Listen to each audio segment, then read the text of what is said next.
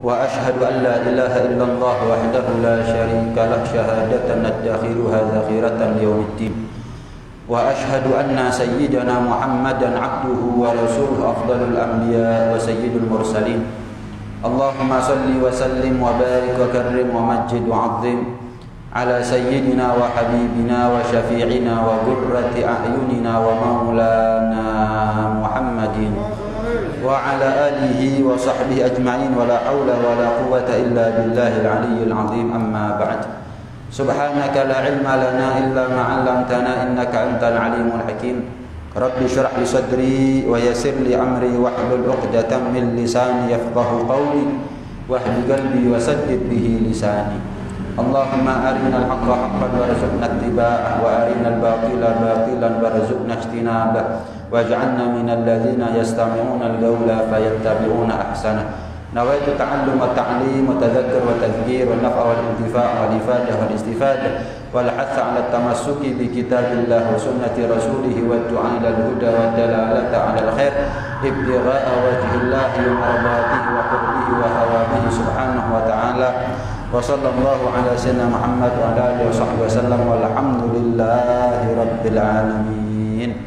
Assalamualaikum warahmatullahi wabarakatuh. Waalaikumsalam warahmatullahi wabarakatuh. Qala al-musannif al-imam al-habib al-arif billah al-kutub Abdullah bin Alawi bin Muhammad al-Haddad radhiyallahu ta'ala anhu wa radhahu wa nafa'ana bihi wa bi ulumihi fid darain amin radhiyallahu ankum wasrif inayatak ila amril qalbi wal batin wasrif inayataka ila amril qalbi wal batin faqad qala alaihi salatu wassalam innallaha la yanzuru ila suwarikum wa a'malikum wa innama yanzuru ila qulubikum wa niyatikum fahajjik qawlak bi'amalik wa amalaka biniyatik wa ikhlasik wa niyataka wa ikhlasaka bitasfiyati dhamirika wa islahi qalbik fa innal qalba huwal aslu alaihim madar ila akhir ma qala radhiyallahu ta'ala anhu wa radhahu wa nafa'ana bihi wa bi ulumihi fid dharain amin. Beliau mengatakan hendaknya lah kita ini semuanya fokus lebih-lebih dalam urusan hati dan urusan batin. Sebagaimana Rasulullah SAW pernah bersabda, innallaha la yanzuru ila suwarikum wa amalikum. Allah itu enggak mandang bentuk fisiknya kita. Allah enggak mandang daripada banyaknya amal kita. Walakinnallaha yanzur wa innama yanzur ila qulubikum wa niyatikum. Hanya saja Allah menjatuhkan pandangannya itu kepada hati-hatinya kita dan niat-niatnya kita. Allah enggak jatuhkan pandangannya kepada banyaknya amal. Allah enggak jatuhkan pandangan rahmatnya kepada orang yang sholatnya berdiri, yang duduk enggak dipandang oleh Allah Subhanahu wa taala, enggak. Hanya saja Allah jatuhkan pandangan rahmatnya kepada mereka yang punya hati bersih dan niat yang tulus. Sholatnya berdiri, sehat, tapi sombong.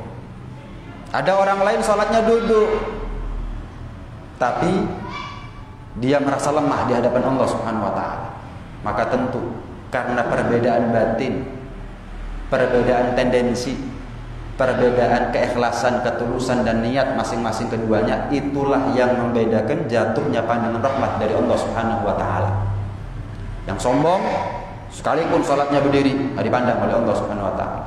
Duduk sholatnya karena memang sakit dan dia merasa lemah di hadapan Allah Subhanahu wa taala, merasa butuh pertolongan Allah, kesembuhan dari Allah Subhanahu wa taala, maka sholat orang tersebut lebih diterima oleh Allah Subhanahu wa taala.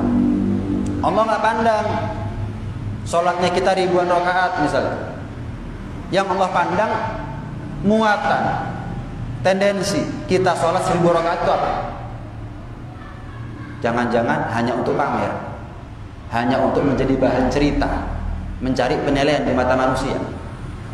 Allah enggak pandang daripada berapa kalinya kita khatam Quran selama sehari, 2 hari, 3 hari, seminggu, 2 minggu, 3 minggu, enggak Allah pandang. Yang Allah pandang itu adalah seikhlas apa kita khatam Quran. Berhasil enggak kita ini 3 hari sekali khatam Quran? seminggu sekali khatam Quran, sebulan sekali khatam Quran, dan gak ada yang tahu kecuali Allah Subhanahu Wa Taala. Berhasil nggak kita rahasiakan amalnya kita? Sebagai bukti bahwa kita ini nggak cari siapa-siapa kecuali cari Allah, nggak cari ridhonya siapa-siapa kecuali ridhonya Allah Subhanahu Wa Taala. Sehingga kalau diceritakan, wah bahaya, resiko, nanti sombong, nanti dipuji oleh manusia. Lebih baik saya rahasiakan dalam rangka murni cari ridhonya Allah Subhanahu Wa Taala. Bagus-bagusnya amal itu sudah banyak ikhlas. Jelek-jeleknya amal itu sudah dikit riya. Yang sedengan minimal dikit tapi ikhlas. Dikit tapi ikhlas. Bukan berarti nggak amal sama sekali, enggak. Dikit tapi niatnya tulus. Itu lebih baik daripada banyak tapi riya. Jelas itu sudah. Kenapa? Karena Allah jatuhkan pandangannya tergantung bagaimana Allah menilai batinnya kita, hatinya kita. Karena itu Imam Haddad berpesan kepada kita semuanya, coba kita fokus, konsentrasi, pikirkan gimana nih batinnya kita nih. Gimana nih hatinya kita ini. Orang itu kalau sholat kemudian hatinya baik, maka khusyuk sholatnya. Orang itu kalau puasa pakai hati, maka puasanya akan membuahkan ketakwaan. Begitu juga dengan seluruh ibadah yang lain. Yang dicari oleh Allah adalah makna batinnya, perubahan hati, bukan perubahan dari yang nggak sholat jadi sholat gitu toh, enggak. Tapi gimana caranya sholat tanha al-fahsya wal munkar. Gimana caranya puasa itu la'allakum tattaqun. Gimana caranya? Maka nggak mungkin kita ini ibadah sholat misalkan bisa tanha al-fahsya wal munkar kalau ibadahnya kita nggak pakai hati. Nggak mungkin kalau kita puasa nggak pakai hati kemudian puasanya kita membuahkan ketakwaan, itu nggak mungkin, sudah nggak mungkin. Karena itu pastikan betul setiap ibadah, sesedikit apapun amal kita, sebanyak apapun amalnya kita, murni niatnya tulus karena ridhonya Allah Subhanahu Wa Ta'ala. Karena disitulah Allah jatuhkan pandangan rahmatnya kepada kita semuanya. Fahaggi gaulaka bi'amalik, maka wujud nyatakan ucapanmu dengan amalnya kamu. Jangan sampai ucapan kamu baik tapi amalnya kamu buruk. Ucapan kamu, kata Imam Haddad, malaikat, tapi kelakuan kamu iblis. Jangan sampai. Wujud nyatakan, realisasikan ucapan kamu dengan perilaku, dengan perbuatan. Wa amalaka biniyatika wa ikhlasika, dan amalnya kamu wujud nyatakan dengan keikhlasan, dengan niat yang baik, dengan niat yang tulus. Wa niyataka wa ikhlasaka bitasfiyati dhamirika wa islahi qalbik, dan niatnya kamu, ikhlasnya kamu wujud nyatakan lagi. Dengan cara apa? Selalu bersihkan hati dari segala macam penyakit hati. Bersihkan hati kita dari segala macam kotoran hati, dari segala macam nodanya hati. Selalu ditandani hatinya. Bukan berarti kalau sudah ikhlas wis mari, enggak. Kita ini kan setiap hari beribadah. Sekarang ikhlas, besok gimana? Sekarang tulus, besok bagaimana? Sekarang cari ridhonya Allah, besok pasti belum tentu. Berubah-ubah keadaan hati kita. Berubah-ubah keadaan hati kita. Sama nih mata, kadang-kadang dipakai taat, kadang-kadang dipakai maksiat. Sama hati ini kadang-kadang kita pakai taat, kadang-kadang berubah kita pakai untuk maksiat. Maka kalau sekarang kita ini punya hati baik dalam ibadah, besok pastikan kita ibadah lagi, baik lagi niatnya, tulus lagi niatnya, ikhlas lagi niatnya. Dengan cara apa? Ya dibersihin terus hatinya. Dibersihin terus hatinya. Fa innal qalba huwal aslu wa alaihil madar. Karena memang hati itu adalah merupakan sumber kebaikan maupun sumber kejahatan. Dan tolak ukur baik dan buruknya seseorang itu tergantung hatinya. Karena itu Al-Imam Al-Haddad mengatakan niat itu adalah merupakan asasul amal, pondasinya amal. Karena itu sebelum beramal, sehatkan, benerkan dulu, tuluskan, murnikan dulu niatnya kita karena Allah semata.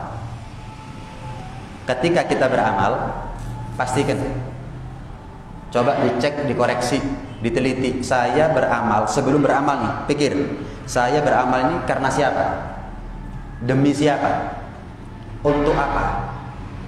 Jangan sampai pondasinya rusak, kita berharap bangunan megah berdiri di atasnya. Nggak mungkin. Nggak mungkin. Karena itu pastikan betul sebelum beramal, kita sudah betul niatnya. Wal a'malu tabi'atun laha husnan wa qubha. Dan adapun amal itu mengikuti hati. Kalau hatinya baik, maka amalnya baik. Kalau hatinya jelek, maka amalnya juga diterima oleh Allah Subhanahu wa taala. Amalnya ditolak oleh Allah Subhanahu wa taala. Wasihatan wa fasada. Amalnya kita ini sah atau enggak tergantung hatinya. Amalnya kita ini rusak atau enggak tergantung hatinya. Karena itu Rasulullah sallallahu alaihi wasallam bersabda, innamal a'malu binniyat. Sah enggak sahnya amalnya kita tergantung niatnya. Sholat zuhur tapi niatnya asar, batal. Puasa Ramadan tapi nggak niat Ramadannya, keliru, sunnah, batal puasanya. Niat mandi junub, niat mandi junub, hadatnya hadat junub tapi niatnya mandi haid misalnya, maka batal niatnya. Sah nggak sahnya amal kita tergantung niat. Wa innamal likulli imri'in ma nawa. Dan amal seseorang itu membuahkan sebanyak apa pahalanya tergantung niatnya. Semakin kaya niat seseorang, walaupun amalnya minim tapi niatnya kaya, niatnya maksimal, maka pahalanya maksimal.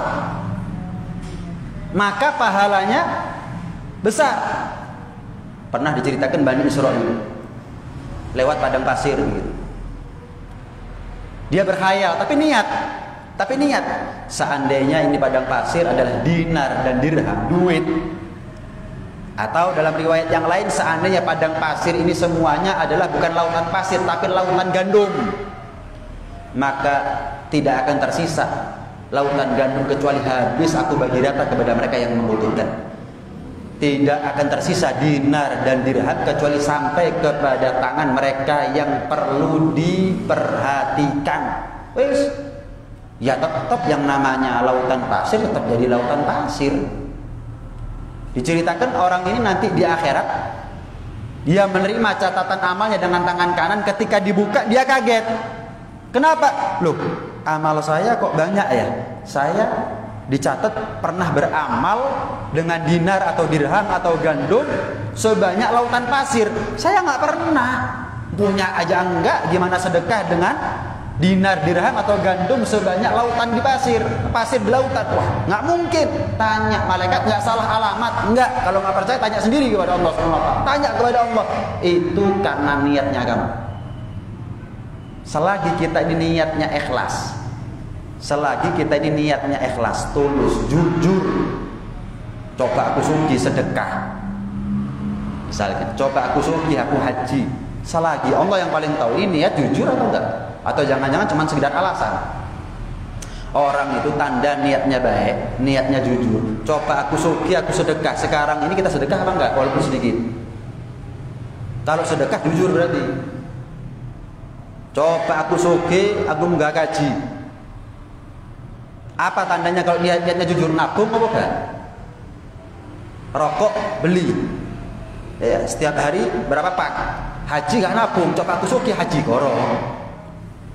Berharap durian runtuh, tahu-tahu berangkat haji gitu.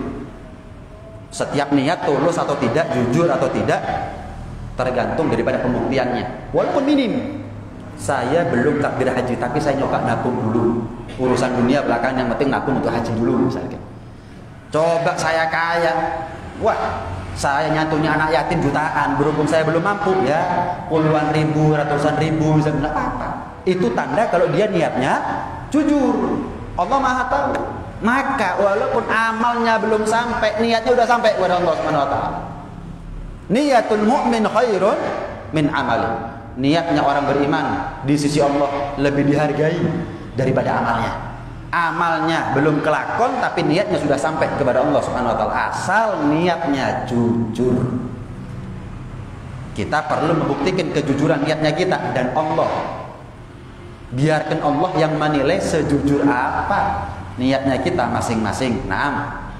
Maka jangan sampai kita ini mengucapkan satu ucapan kata Imam Haddad, atau melakukan satu perbuatan, atau berencana untuk melakukan satu pekerjaan kecuali niatnya kita adalah at-taqarrub ilallah, mendekatkan diri dengan ucapan tersebut kepada Allah, dengan amal tersebut kepada Allah, dan juga dengan rencana tersebut kepada Allah Subhanahu wa taala. Jangan sampai kita berencana kecuali rencana itu adalah rencana yang buat kita semakin dekat kepada Allah. Rencana haji bagus, rencana sedekah bagus, rencana bangun masjid bagus. Kenapa? Rencana itu membuat kita semakin dekat kepada Allah. Jangan kita mengucapkan sesuatu dan melakukan sesuatu apapun kecuali ucapan itu, perbuatan itu membuat kita semakin dicintai oleh Allah Subhanahu wa taala. Naam. Ini menjelaskan bagaimana Al-Imam Al-Haddad memperingatkan kepada kita semuanya tentang pentingnya bagaimana kita noto hati. Diceritakan dalam kitab Al-Masya'ur Rawi Al-Habib Abdurrahman bin Muhammad bin Ali As-Segaf. Ketika itu beliau mengisi pengajian. Kebetulan yang dibahas bab fikih, bab tata cara ibadah, gimana caranya sah. Ada anaknya yang namanya Umar Al-Mukhdar. Maka begitu Umar Al-Mukhdar sebagai anak melihat ayahnya begitu luas ilmu fikihnya, hebat ilmu fikihnya, tertarik. Wah, saya ini nanti kalau dewasa harus menjadi orang yang faqih, orang yang ahli fikih, harus menjadi fuqaha. Maka mulai saat itu Al-Habib Umar Al-Mukhdar bin Abdurrahman As-Segaf itu enggak buka kitab kecuali kitab fikih. Wah, habis waktunya untuk mempelajari kitab fikih. Ngapalno ini, ngapalno itu, ngapalno ini, ngapalno itu. Dilihat sama ayahnya Al-Habib Abdurrahman As-Segaf. Umar, belajar apa? Fikih. Besok ketemu Umar, belajar apa? Fikih. Lusa ketemu Umar, belajar apa? Fikih. Loh, Umar, jangan fikih terus yang dipelajari. Belajarlah. Enggak apa-apa, fikih belajari jelas. Cuman belajarlah tasawuf. Belajarlah tasawuf. Kenapa? Fikih itu ibarat api, sementara tasawuf itu ibarat baranya. Ibarat baranya, api itu butuh media untuk membara. Api itu butuh media untuk membara. Nah, kalau ada api tapi nggak ada baranya, ya sebentar lagi juga akan mati. Buat apa ada areng kalau nggak ada apinya? Yang nggak manfaat itu areng. Jelas ini ya. Sama ilmu fikih nggak didasari dengan ilmu tasawuf, bahaya. Ilmu tasawuf tanpa dibarengi dengan ilmu fikih, bahaya. Persis ucapan Al-Imam Malik bin Anas, gurunya Imam Syafi'i. Beliau mengatakan man tafaqqah wa lam yatasawwaf. Barang siapa yang ahli fikih tapi tasawufnya nol, faqad tafassak. Khawatir resiko orang itu menjadi ahli fasik, orang fasik. Wah, saking ngertinya ilmu fikih tapi karena nggak ada takut kepada Allah, ilmu tasawufnya nol, diwolak-walik ucapannya ulama tadi. Oh, ada pendapat insya Allah riba halal itu udah. Kenapa? Nggak ada tasawuf, nggak ada rasa takut kepada Allah Subhanahu wa taala. Akhirnya yang halal bisa jadi haram, yang haram bisa jadi hal fasik akhirnya. Oh, ada pendapat, oh ada disebutin kitab ini, oh ulama ini berpendapat begini. Padahal yang disampaikan, yang difatwakan adalah dhaif semuanya. Pendapat-pendapat lemah, bukan pendapat-pendapat yang muktamad. Nggak boleh orang itu berfatwa kecuali dengan apa yang kuat. Wah, diwala-wali. Kenapa? Tasawufnya nul. Sebaliknya, wa man tasawwafa wa lam yatafaqqah, barang siapa yang belajar mumpuni dalam ilmu tasawuf tapi ilmu fikihnya nul, akhirnya faqad tazandak. Hati-hati kata Imam Malik, khawatirnya jadi ahli kebatinan. Nggak usah sholat, sing penting iling. Wah, ini ilmu fikihnya nul ini. Ini ilmu fikihnya nul. Waduh, kalau diajak tirakat semangat. Tapi kalau diajak syariat, malas. Wah, ilmu fikihnya nol. Hati-hati, Imam Malik bin Anas memperingatkan itu. Harus seimbang antara ilmu fikih dengan ilmu tasawuf. Ilmu zahir dengan ilmu batin itu harus seimbang. Ilmu syariat, ilmu niat, ilmu zahir, ilmu batin harus seimbang.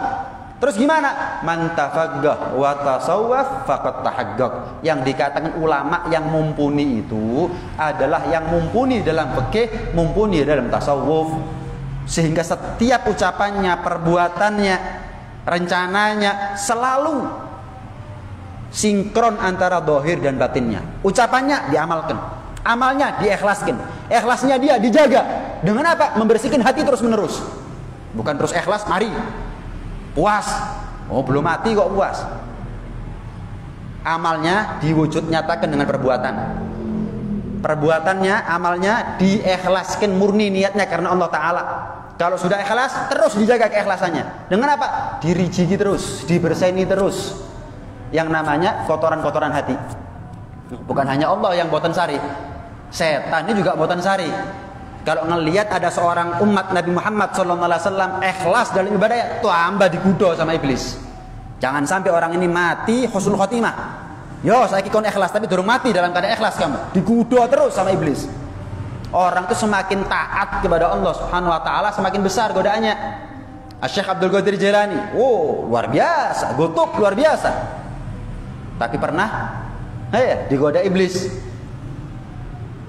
Iblis tiba-tiba menjelma dengan mengatakan kepada Syekh Abdul Qadir Jailani, wahai Abdul Qadir, inni halaltu ma haramtuka. Aku halalkan apa yang menjadi haram bagimu. Apa yang haram sebelumnya halal bagi kamu. Langsung ambil batu. Itu Syekh Abdul Qadir Jailani, ikhsa anta ya la'in, anyahla engkau wahai yang terlaknat. Maka makhluk tadi itu berubah menjadi asap, kemudian terbawa angin. Terdengar satu suara tanpa wujud. Dari mana kamu tahu, wahai Abdul Qadir, kalau saya adalah iblis? Padahal dengan cara yang sama aku sesatkan 70 ulama. Tapi aku gagal. Dari mana kamu tahu? Ya dari mana lagi ucapan kamu yang mengatakan aku halalkan apa yang haram. Mana ada halal selamanya, haram selamanya. Nggak ada tuh bagi Nabi SAW. Apa yang haram dulunya halal bagi Nabi. Kalau memang ada yang haram bisa berubah halal bagi Nabi itu lebih pantas. Kenapa? Nggak ada manusia yang ketakwaannya melebihi Rasulullah SAW. Siapa Abdul Qadir dibandingkan Rasulullah SAW? Nggak ada Rasulullah. Apa yang haram bagi beliau jadi halal. Apalagi Abdul Qadir. Lihat, karena ilmunya, karena takutnya kepada Allah Subhanahu Wa Taala. Adapun 70 ulama yang lain, wah mungkin merasa puas. Oh, ini tandanya kalau saya sudah sampai kepada Allah Subhanahu Wa Taala. Makanya ada bisikan yang mengatakan apa yang haram halal. Banyak ulama-ulama dalam tanda kutip model begini. Wis, yang sholat itu arek TK. Kalau kita ini sudah sampai semuanya, nggak usah sholat. Pokok iling tok merem cukup. Dalil kadang-kadang wa aqimis sholata li dzikri. Dirikan sholat agar kalian ingat kepada aku. Padahal kalau kita belajar nahwu shorof, belajar ilmu tafsir, sebab sholat kita ingat. Sebab sholat akibatnya kita ingat. Lah gimana caranya kita ingat? Kalau penyebabnya tidak kita lakukan. Nggak sholat kok ingat? Nggak begitu. Kalau memang ada orang itu dikatakan sampai kepada Allah, kemudian nggak wajib sholat, ya Rasulullah lagi-lagi yang pantas. Siapa yang lebih dekat posisinya melebihi Rasulullah SAW? Tetap sholat sampai bengkak kadang-kadang kakinya. Coba. Ada orang sekarang, ikut tarekat kadang-kadang setahun, 2 tahun, 10 tahun, kemudian wis saya sudah sampai, jadi nggak perlu sholat lagi. Waduh, sampai kemana ini? Sampai kemana? Hati-hati. Tipu daya iblis ini. Sampai kemana orang itu dikatakan sampai kalau dia mati, husnul khotimah itu baru dikatakan sampai. Kalau di surga, berarti dia sudah berhasil. Lah kalau belum mati dalam keadaan yang baik, dia merasa sudah berhasil. Justru itu tanda kekalahannya dia. Belum dia sentuh garis finish, dia merasa sudah selesai tugasnya di dunia, nggak perlu sholat lagi, saya sudah sampai kepada Allah. Surga itu baru nggak ada sholat. Di surga itu baru nggak ada sholat. Selagi kita hidup di dunia, jangan merasa finish. Sholat sampai kapan? Masuk surga, terus nggak usah sholat mana? Nah kalau hidup di dunia merasa nggak wajib sholat, sudah di surga kan? Mati aja belum. Sekali lagi, kalau memang ada manusia boleh nggak sholat gara-gara dia sudah sampai kepada Allah, tentu Rasulullah adalah orang yang pantas. Pertanyaannya, apakah Rasulullah sampai pernah meninggalkan sholat walaupun sekali, walaupun perang, walaupun sakit keras? Nggak pernah. Ada orang seger buger ngakunya umat Nabi Muhammad SAW, ngaku sampai kepada Allah nggak usah sholat. Nih ahli batinan ini, nih ya ahli kebatinan, kabeh diurus sampai batin, tapi syariatnya nggak garu-garuan, nggak bisa. Iya. Karena itu Al Habib Abdullah Al-Idrus, Al Habib Abdullah bin Abu Bakar Al-Idrus, itu kalau beliau membacakan kitab kepada seorang ulama, belajar, sowan, kemudian bawa kitab kepada ulama, yang dibawa selalu 2 kitab. Apa itu? Kalau nggak kitab fikih, selalu dibarengi dengan kitab tasawuf. Selalu dibarengi dengan kitab tasawuf. Fikih itu panas biasanya. Kita ini gampang bosan kalau belajar fikih. Maka yang mendinginkan, yang menetralisir itu adalah bab tasawuf. Bab hati itu memang lebih menarik. Tapi jangan sampai membuat kita lupa bahwa ilmu fikih, ilmu syariat juga penting. Berapa sering kita dengar orang yang mengatakan, "Sing penting niatku api ya. Sing penting niatku lah api loh." Nabi itu apa cuma ngajari niat? Nabi itu juga ngajari syariat. Nabi itu bukan hanya ngajari tujuannya situ. Enggak, Nabi juga bangun namanya rel. Nih loh, syariatnya itu rel. Bukan hanya ngajari tujuan. Enggak. Tujuannya baik itu tujuan, target, sasaran. Caranya untuk sampai kepada tujuan, ini syariatnya nih. Berapa banyak orang sekarang sing penting niati api, tapi nggak mau belajar fikih. Nah ini, akhirnya KPKP digabiar uyah, sing penting niati api, sing penting niati api, sing penting niati api. Akhirnya nyolong jadi halal akhirnya. Kenapa? Ngasih nafkah anak istri. Akhirnya zina halal. Kenapa? Ngakunya kepepet, kalau nggak zina, nggak dapat bayaran, nggak dapat duit, anak saya makan apa? Waduh, ya repot kalau begitu. Gara-gara yang penting tujuannya positif, syariat bisa rusak semuanya. Enggak, Nabi seumur hidupnya bukan hanya ngajari niat. 63 tahun Nabi bukan hanya ngajari niat, tapi Nabi juga ngajari syariat. Syariat itulah yang seringkali disepelekan oleh seseorang. Nah, kemudian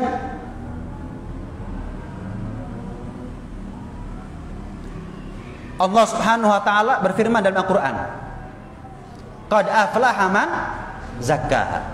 Beruntung bagi mereka yang selalu membersihkan hatinya.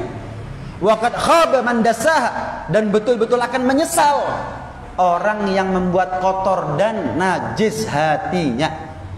Jadi kalau kita ingin menjadi orang yang selamat, beruntung, sukses nanti ada di akhirat, maka nggak ada jalan buat kita kecuali kita harus termasuk di antara mereka yang man aflaha, ya qad aflaha man zakkaha. Beruntung bagi mereka yang selalu memperhatikan dan membersihkan hatinya mereka. Kitab hadis itu, contoh Arba'in Nawawi. Contoh yang lain, kitab Riyadhus Shalihin. Banyak kitab-kitab hadis yang diawali dengan pembahasan innamal a'malu binniyat. Kenapa sih? Kok nggak dibahas tentang rukun Islam dulu, rukun iman dulu? Kok nggak dibahas tentang hal-hal yang lain? Kenapa? Yang dibahas selalu hadis tentang niat, innamal a'malu binniyat, sampai apal nih kita walaupun kita nggak pernah nyantri. Kenapa? Saking pentingnya urusan niat. Kita ini kalau mau ibadah, yang pertama kali kita lakukan apa? Niat. Belum sholat udah niat, belum haji udah niat, belum puasa udah niat kita. Puasanya besok malam ini udah niat kita. Nah, karena itu ulama salaf itu paling seneng bahas sesuatu itu berkaitan sama niat, termasuk Imam Haddad nih. Ini kan masih dalam permulaan sebetulnya ini. Masih halaman ke-47 dari 390 sekian halaman. Masih awal-awal pembahasan sudah bahas tentang niat ini. Kenapa? Banyak orang yang merasa sukses kalau amalnya banyak. Padahal nilai kesuksesan seseorang itu bukan tergantung berapa banyak amalnya, tapi seberapa baik amalnya, seberapa tulus, seberapa ikhlas, seberapa murni amalnya, niatnya hanya karena Allah subhanahu wa ta'ala. Naam, ya. Karena itu dikatakan oleh Syekh Ibn Athaillah, al-a'malu suwarun ghaimatun. Amal ini ibarat sesuatu yang berbentuk tapi nggak punya nyawa. Ibarat manusia bagus, tapi nggak punya nyawa. Yang menjadi nyawa itulah niat yang baik. Yang menjadi nyawa daripada bentuk kita ini dikatakan manusia selagi bernyawa. Tapi kalau sudah nggak bernyawa, pendem di bawah tanah kita. Nih, anggota tubuh kita ini awet. Bani Israel itu umurnya 500 tahun. Nabi Nuh itu umurnya 950 tahun, awet. Kenapa? Ada nyawanya. Tapi kalau sudah hilang itu nyawa, dipendam 50 tahun juga habis, 30 tahun juga nggak ada sisanya sudah. Nggak ada sisanya. Makanya rohnya amal itu ikhlas. Kalau amal itu ada ikhlasnya, maka ada nilainya. Tapi kalau amal itu nggak ikhlas, maka nggak ada nilainya sama sekali. Sama seperti mayit, dipendam di bawah tanah 30 tahun juga hancur dengan sendirinya, tiada sisa. Sama amal banyak, tapi sombong, tapi riya, tapi pamer, tapi sok. Wah, niatnya nggak ada yang beres dah. Nggak ada nilainya, habaan manthura itu semuanya. Sama seperti debu yang kita tiup. Kita megang debu, hilang, nggak ada. Walaupun kita megang debu sebanyak apapun, begitu ditiup, hilang, nggak ada sisa sudah. Hilang, nggak ada sisa. Sama amal banyak, niatnya nggak beres, nggak ada nilainya sama sekali. Kenapa? Nggak ada rohnya. Amal itu nggak ada rohnya. Iya. Naam.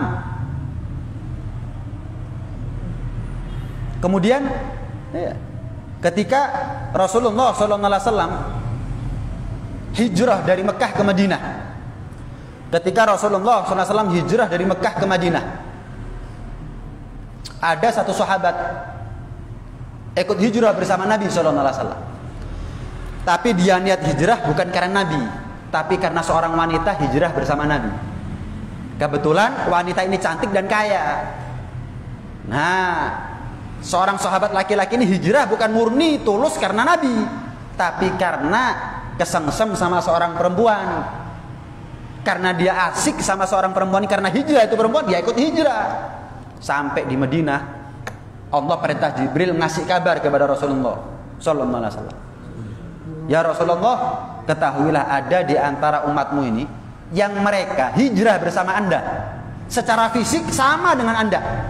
Pindah dari Mekah ke Madinah. Jarak yang ditempuh sama dengan Anda. Kapan Anda kepanasan, mereka juga pernah merasakan kepanasan. Kapan Anda kehausan, mereka juga pernah merasakan kehausan. Kapan Anda lapar, mereka juga pernah merasakan lapar dalam perjalanan hijrahnya. Tapi hijrahnya bukan karena Anda, tapi karena seorang wanita. Maka Rasulullah SAW khutbah menyampaikan hadis innamal a'malu binniyat. Ya, boleh kalian sampai sebagaimana aku sampai di Madinah. Jalan kaki sebagaimana aku jalan kaki di kota Madinah. Pernah lapar sebagaimana aku pernah lapar. Pernah haus sebagaimana aku pernah haus. Pernah capek sebagaimana aku pernah capek.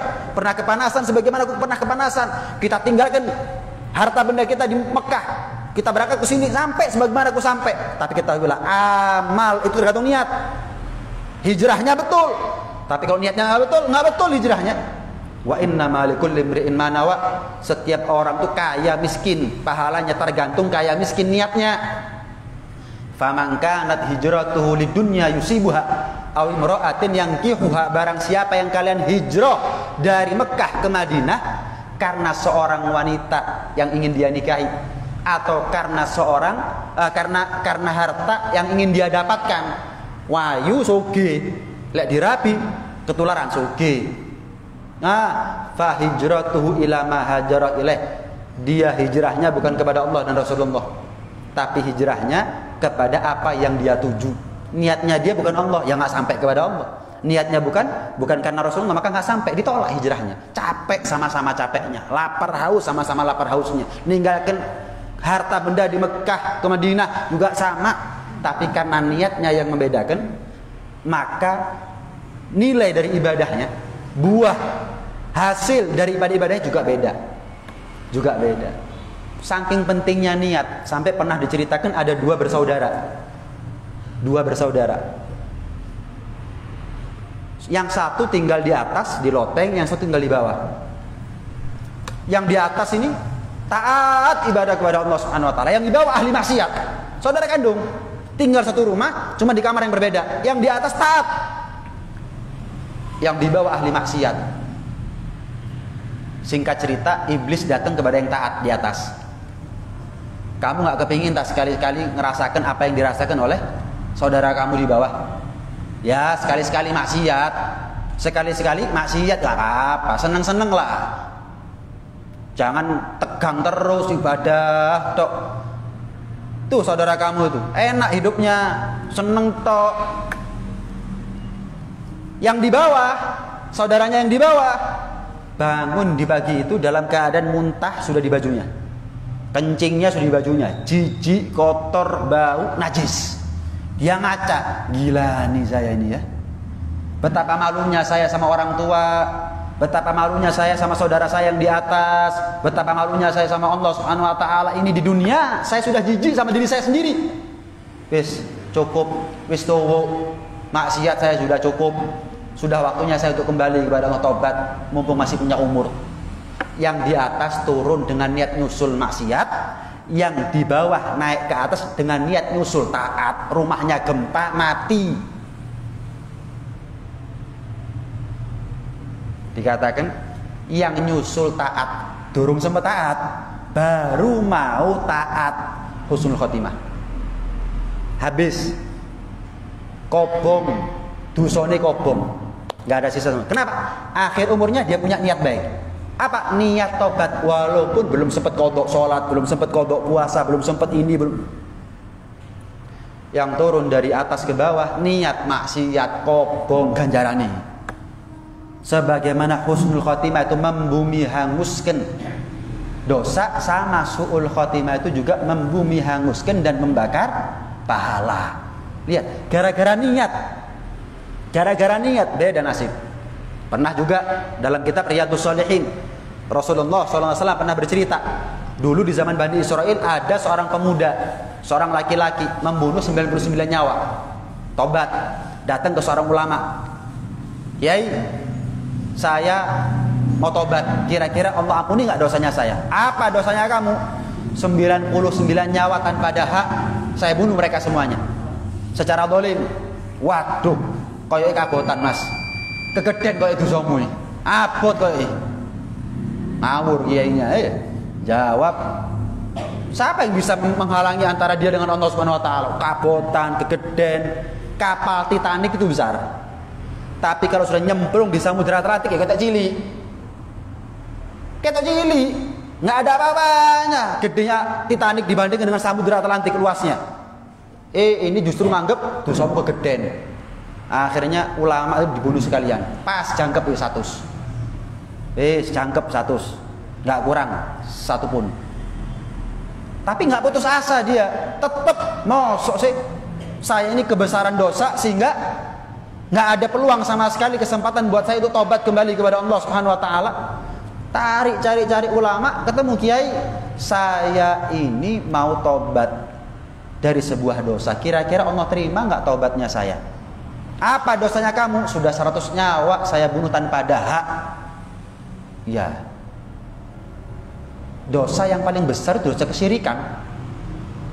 Selagi kamu beriman kepada Allah Subhanahu wa taala, tobat nggak ada masalah. Yang syirik aja kalau tobat masuk Islam diampuni dosanya, apalagi kamu masih Islam.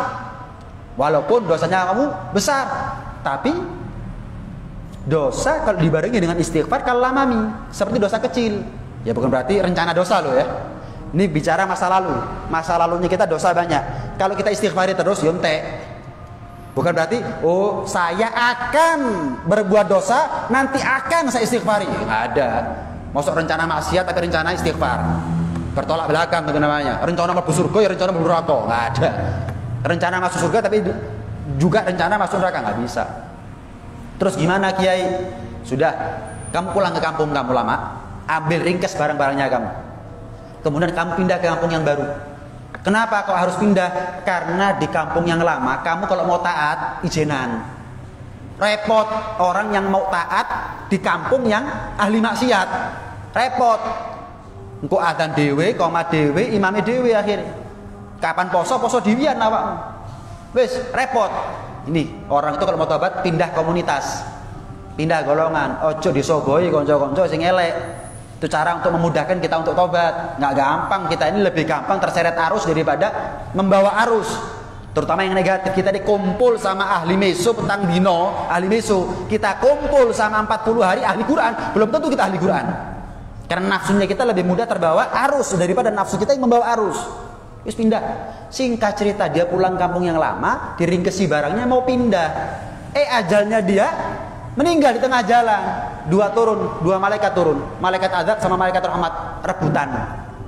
Ini jatahku, katanya malaikat azab. Kenapa? Belum sempat taat, maksiatnya sudah jelas. Kata malaikat rahmat, nggak bisa. Amalnya dia terakhir adalah niat tobat. Niat tobat. Ini husnul khotimah, ini sul khotimah. Datang malaikat ketiga sebagai hakim. Wes, ojo rebutan. Allah ngasih hukuman, Allah ngasih ketentuan, keputusan, diukur. Jenazahnya mayit ini ke kampung yang lama lebih dekat apa ke kampung yang baru? Kalau lebih dekat ke kampung yang lama itu tanda bahwa taubatnya dia tidak diterima oleh Allah Subhanahu wa taala. Tapi kalau jenazahnya dia lebih dekat ke kampung yang baru, itu tanda kalau taubatnya dia diterima oleh Allah Subhanahu wa taala. Diukur, ternyata lebih dekat ke kampung yang baru, diterima taubatnya oleh Allah Subhanahu wa taala. Bondo niat. Tapi ingat loh ya, ceramah saya ini bukan berarti sepotong-sepotong nih. Enggak. Mulai dari awal, syariat, fikih, tasawuf semuanya. Bukan berarti pondok niat atau husnul khotimah, enggak. Tapi ini sebagai gambaran bahwa niat itu sangat penting menentukan nasibnya seseorang. Kita ini niat elek mati suul khotimah. Ojo ngeremehno niat elek. Rencana buruk mati walaupun amalnya durung kelakon suul khotimah. Sama kapan kita niat baik walaupun durung kelakon apa yang kita rencanakan daripada kebaikan tersebut husnul khotimah. Karena itu selalulah kita berencana baik. Kapan dikasih panjang umur, ya rencana itu realisasikan, kan begitu. Yang kita bahas kan niat mati, belum sempat direalisasikan.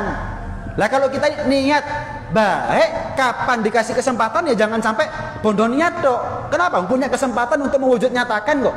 Saya niat tahun depan haji, meninggal sebelum hajinya, niatnya udah sampai kepada Allah. Saya niat tahun depan kalau ada rezeki saya haji, dikasih rezeki sama Allah, lali ambil niati, nggak beres ini. Ini nggak beres, bukan begitu. Saya yang penting niatnya baik, nggak bisa dong. Kalau niat itu belum sampai takdirnya, ya itu penting buat kita, berharga buat kita. Tapi kalau niat itu sampai kepada takdirnya dengan kita punya fasilitas, sarana, media untuk mewujud nyatakannya, ya jangan disia-siakan, jangan disia-siakan. Karena itu selalulah kita berencana baik. Kita enggak rekreasi rencana. Sholat berjamaah sama anak istri nggak pernah rencana kita. Kita jalan-jalan mumpung PPKM lagi longgar, rencana kita. Tapi gimana caranya anak istri dibawa ke masjid setelah sekian lama kita nggak pernah masuk masjid, nggak pernah rencana kita. Inilah kita dalam urusan refreshing, dalam urusan rekreasi rencana. Tapi dalam urusan taat, satu keluarga satu nggak ada rencana. Satu pun nggak ada rencana. Ayo khataman Quran yuk, sudah lama kita nggak baca Quran. Ayo ini baca rotib yuk, baca rotib. Ayo baca burdah yuk, ayo baca hadrah saudan. Ayo nggak ada. Rencana keluarga, rencana rekreasi, wis. Rencana taat masuk surga bareng itu nggak ada. Ini pentingnya bagaimana kita notoati dalam berencana untuk bertakarrub, mendekatkan diri kepada Allah Subhanahu wa taala. Mudah-mudahan Allah selalu jaga hati kita sehingga kita termasuk di antara mereka yang selalu bisa berencana baik, dan mudah-mudahan Allah takdir kita untuk bisa mewujud nyatakan apa yang kita rencanakan. Dan kapan ternyata rencana baik tersebut tidak sesuai dengan takdirnya Allah, mudah-mudahan tetap menjadi niat yang makbulah, niat yang diterima, niat yang sampai kepada Allah Subhanahu wa taala. Belum ada amalnya tapi sudah sampai dulu kepada Allah dan membuahkan pahala buat kita semuanya. Dan mudah-mudahan kita dikasih panjang umur, sehat walafiat, dalam keadaan taat kepada Allah, patuh kepada Rasulullah sallallahu alaihi wasallam. Amin Allahumma amin. Amin ya rabbal alamin. Rabbana